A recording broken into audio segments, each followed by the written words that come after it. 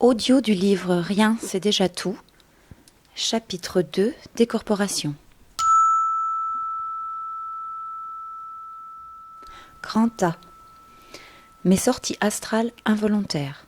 Petit 1. Ma première sortie hors corps. Ma première décorporation fut involontaire, en 2011. Contexte. À cette époque-là, je suis mariée à Gaël depuis 9 ans. Nous sommes parents de 3 petits garçons adorables.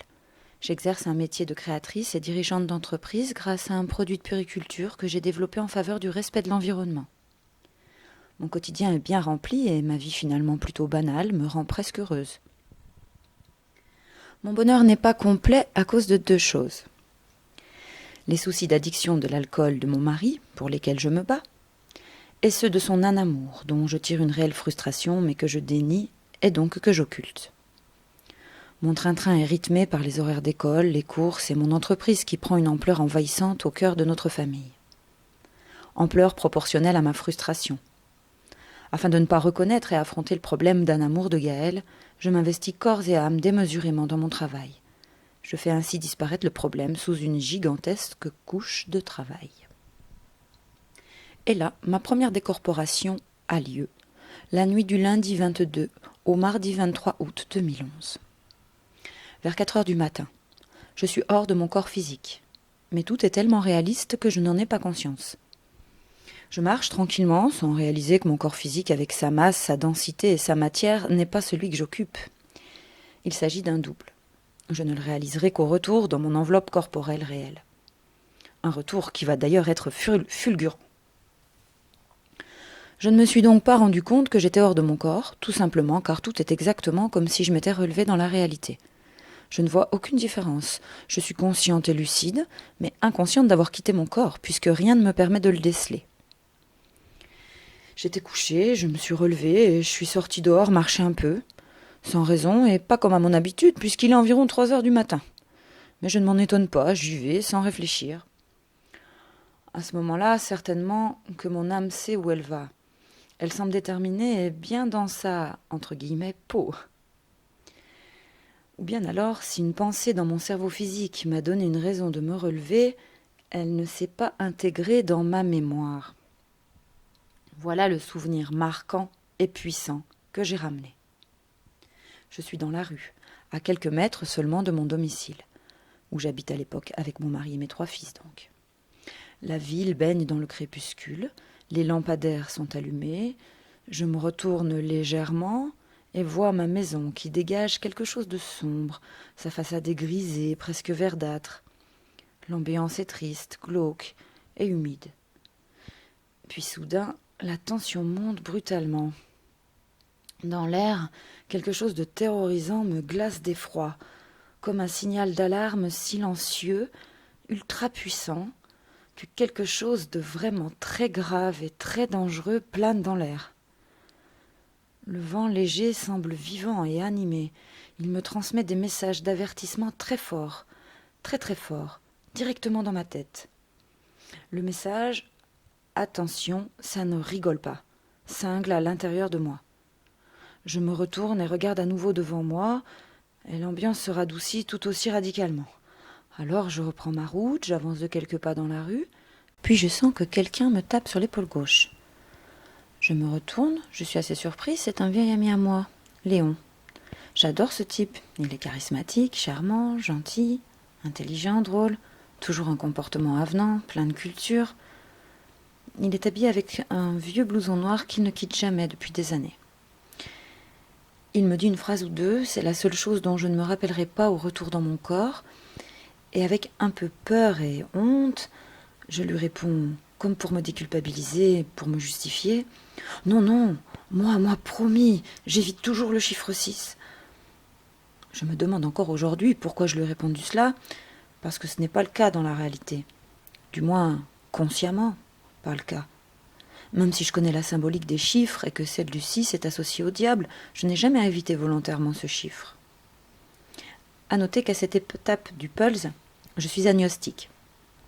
Je suis à l'écoute et intéressée par tous les mystères et toutes les cultures de toutes les religions, mais sans m'engager dans aucun dogme. Les religions me semblent être responsables de trop de guerres, de violences, pour être issues d'un réel Dieu d'amour et de lumière.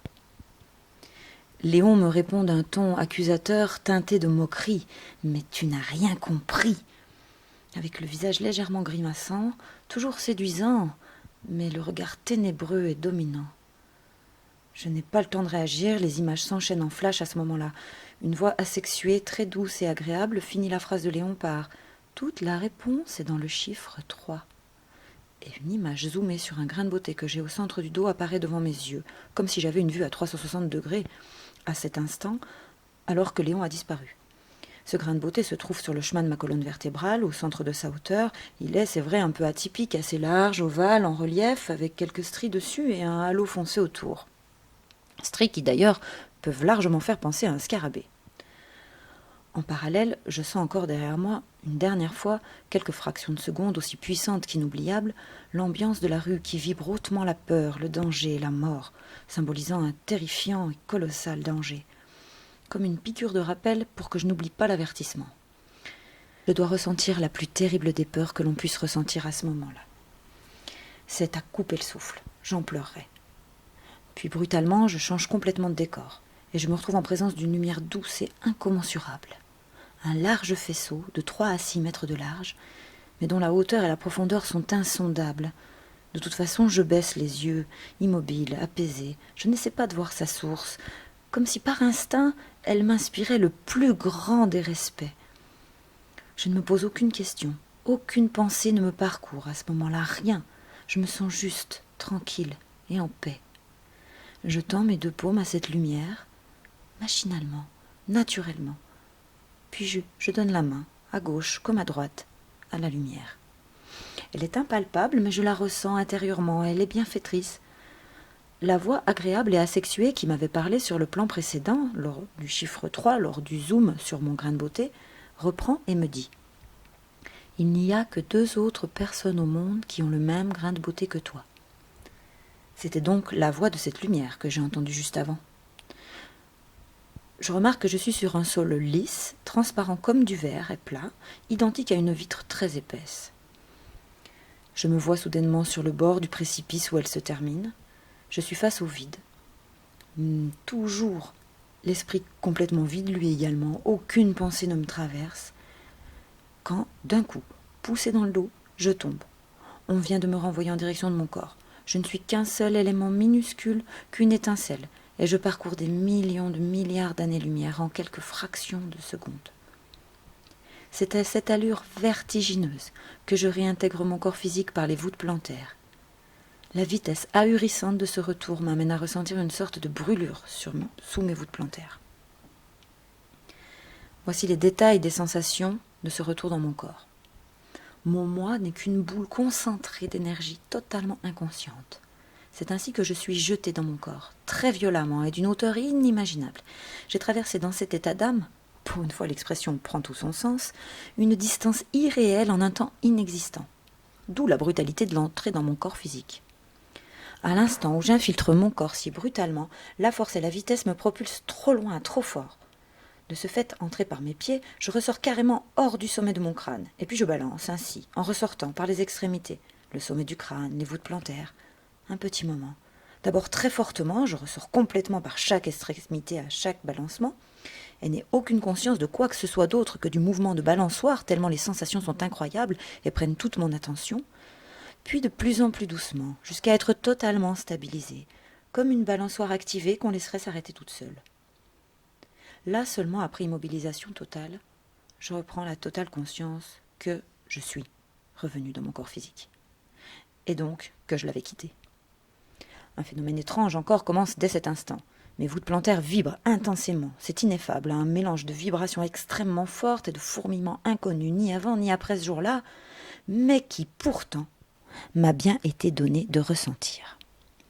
Il me traverse l'esprit que si j'ai déjà ressenti cela avant, c'est avant de naître. Comment puis-je penser cela ? Une sensation qui fait partie de celle que je peux ressentir, mais que je n'ai jamais ressentie. Cela dure plus d'une dizaine de minutes, sans que quoi que ce soit ne permette que ça passe ou que ça s'atténue, même mes frottements et mes massages. Dans l'incapacité de me rendormir, trop impressionnée par ce qu'il venait de m'arriver, je me suis levée. Je n'osais pas réveiller mon mari. Gaël dormait profondément. Mais j'avais tant besoin de comprendre, de raconter. Dans un premier temps, j'ai tout écrit. Et ma première question sera: de quoi dois-je me méfier? Attention, j'ai bien compris le message. Mais attention à quoi? Je dois le deviner? Dans un deuxième temps, les énigmes à résoudre pour moi furent de comprendre. Petit 1. Pourquoi la présence de mon vieil ami Léon, absent de ma vie depuis 10 ans? Petit 2. Pourquoi me parle-t-on du chiffre 6? Petit 3. Pourquoi me parle-t-on de ce grain de beauté? Et puis, petit 4. Pourquoi me parle-t-on du chiffre 3? Les réponses viendront beaucoup plus tard. Effectivement, 6 ans après, en 2017, je trouve les réponses aux 2 premières questions. L'écriture de ce livre commence. Puis 9 ans après, soit 3 ans après les réponses des 2 premières questions, en 2020, je trouve réponse aux 2 dernières questions. L'explication de la peur et de l'avertissement viendra en 2 parties. En 2017, avec les réponses des 2 premières questions, je comprends que la polarité du mal existe ancrée, sans avoir de complémentarité positive chez certaines personnes. Et en 2020, je comprends que le mal peut se répandre sur la planète. Sans cette première sortie involontaire, qui se révélera être un avertissement prémonitoire de ce que j'appellerais l'au-delà, je n'aurais jamais eu l'idée toute seule, ni même seulement cru possible, de tenter de me décorporer. Je ne serai plus jamais la même après cette expérience. J'en accueille un premier cadeau d'une valeur inestimable. Je n'aurai plus jamais peur de la mort. Puis un deuxième, dont je vais avoir besoin quand je vais rencontrer ma flamme jumelle en 2020. Je sais que nous avons une âme. Puis j'ai cherché chaque jour ensuite, sans relâche, et finalement j'ai trouvé les différentes clés de ces voyageurs du corps et des messages reçus. J'en ai trouvé quelques-unes dans la nature, dans l'amour, d'autres dans la musique, et les dernières étaient cachées en moi.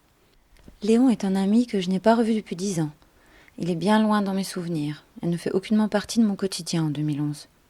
Alors pourquoi lui dans cet événement si marquant?